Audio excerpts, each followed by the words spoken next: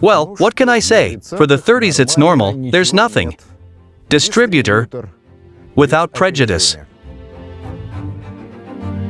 Do you know that this car has only two owners, Sergei Simonov, they're unforgettable, and the chairman of the collective farm, who received this car in 1934 for the collective farm, drove it, then in the late 30s he received a new car. This one was quietly dismantled, scattered it around the barn, and disposed of it. Then, of course, he bought the rest, collected it, and drove until 1941. In 1941, when the Great Patriotic War began, cars were confiscated from people. The cunning chairman again scattered it around the barn. A commission came to pick up the car. He said, "Take it, the body is lying around there, there's something else lying around." They did not want to take and collect. And accordingly, after the war, the chairman again collected it and wrote it.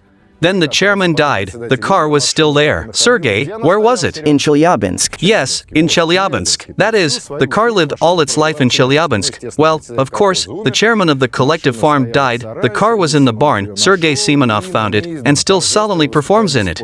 The most important thing, in this car, this GAZ has never been refurbished, it is only serviced and repaired. That is, in front of you is really a car as it has survived to this day, and this is almost 80 years.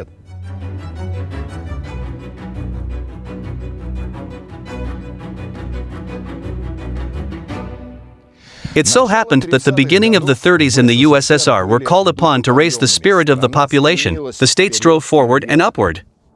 Aviation, electrification, tens of miles of canals were actively developed, but there was no own passenger car.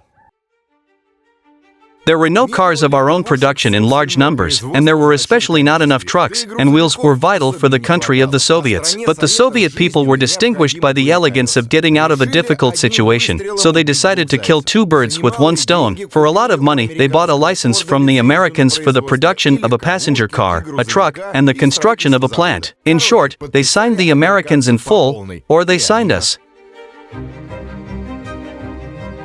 But the bourgeois are bourgeois for that, to parasitize on the body of the proletariat. I just said it.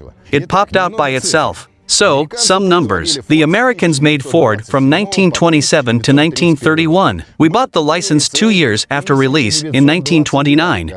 And this speaks eloquently of the fact that we have moved with the times.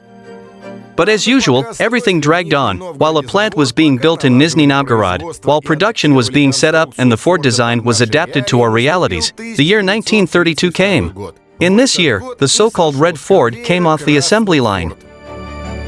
Another historical note, the plant was founded and put into operation on January 1, 1932 as the Nizhny Novgorod automobile plant named after Molotov, abbreviated as NAZ, and the first car was a truck. Therefore, all machines were also called NAZ, until the renaming of the city, until October of the same year.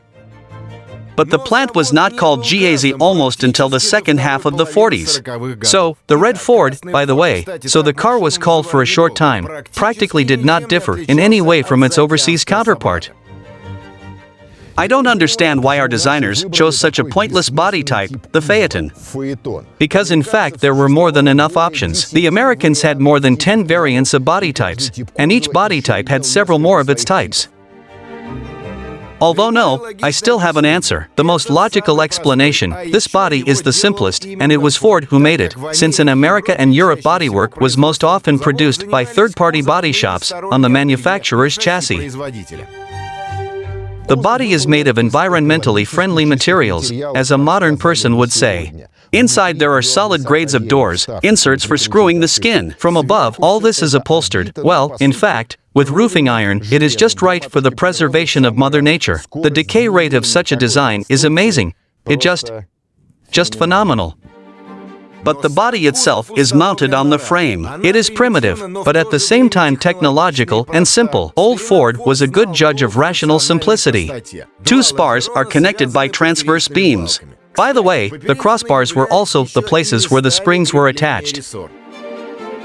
There are only two springs, a favorite design of the Ford company of those years, their signature style. They stand across, and in fact, from the carriage, but thanks to this solution, the overhangs are minimal, and all corners and aggregates are in the base. Like this. The rear axle is fixed at the ends of the spring. Also in the design there is an A-shaped extension, and the cardan shaft is also hidden in the pipe, and it is also a power element. And something else interesting. Between the gearbox and the pipe there is a brass insert that quickly fails. In the design, in general, there are a lot of brass inserts that do not differ in survivability. The situation is the same in front. The bridge, the I-beam, the hanging ends of the transverse springs are clearly visible. The drive of mechanical brakes is also visible, here on all four wheels. And lever shock absorbers, also on four wheels, and such an amazing device was not provided on trucks. By the way, this is not a bumper, as you might think, because bumpers in those years were called safety bars, and this particular one is made of spring steel.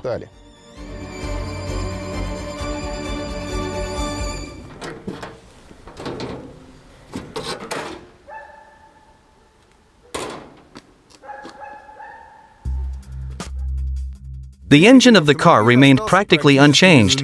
Well, except that its crankcase was enlarged. But basically, nothing new: cast iron block and head, bottom valve, and a displacement of 200 cubic inches. The maximum power is 40 horsepower at 2,200 RPM.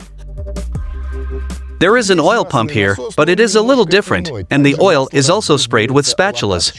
There is no fuel pump. See the tank from above? Gasoline flows into the carburetor by gravity. There are no liners, instead they are filled with babbitt, which must be refilled every 20 to 25,000 miles. How many times in your life have you seen this? There is no mechanism for adjusting the valves. They were either undermined or unforged, and drove until the end of time. The engine life depends on the oil or on how you filled in the babbitt. Sometimes it's as little as 3,000 miles. So what do you think? Your car is uncomfortable, often breaks down, right?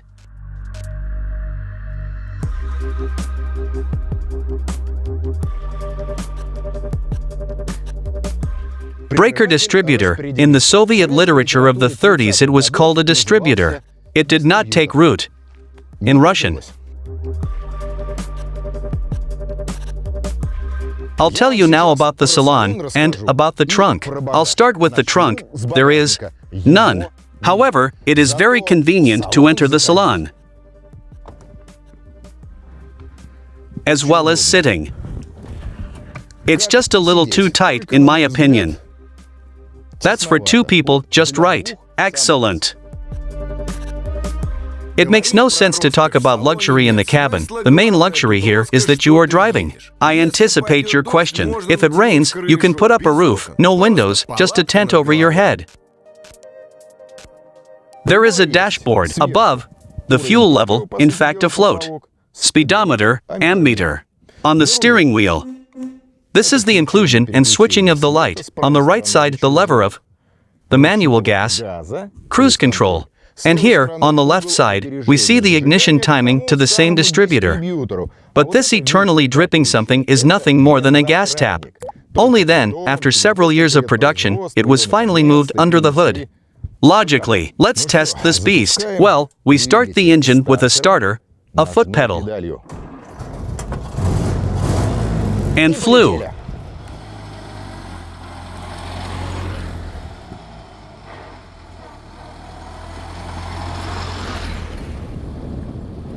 As you can see, I drive quite imposingly. Slowness for that time was the norm, and the cars were mostly weak, and the roads were more often country roads, which means you can't accelerate much. Yes, and our saying more speed, less holes is out of place here. Everything has to be done very, very slowly. And now the gearbox. 3 gears forward, no synchronization, of course. If it's up, then it's normal, but if it's down, you understand. It is good that Sergei Simonov does not see this. By the way, the maximum speed of the GAZ is 50 miles per hour, and it can really run like that.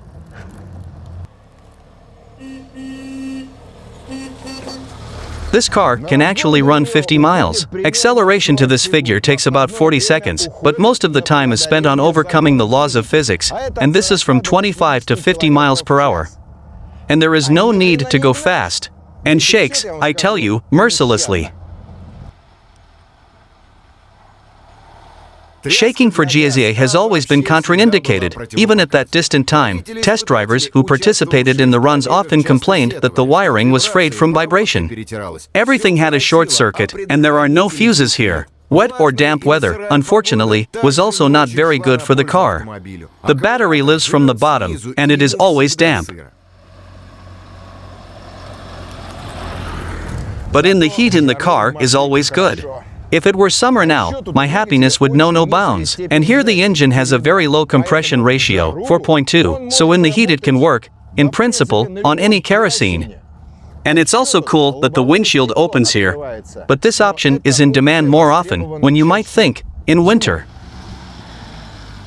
Are you asking why? This is because there is no heater in the cabin, and in the cold, if you wrap the car up, then the only glass starts to shamelessly fog up. So they opened it in order to at least see something. The first serial Soviet car was produced for a short time, only 4 years, until 1936. At first, they tried to create an all-metal body for it, but they realized that it was better to create a new car. A total of 41,917 vehicles were produced.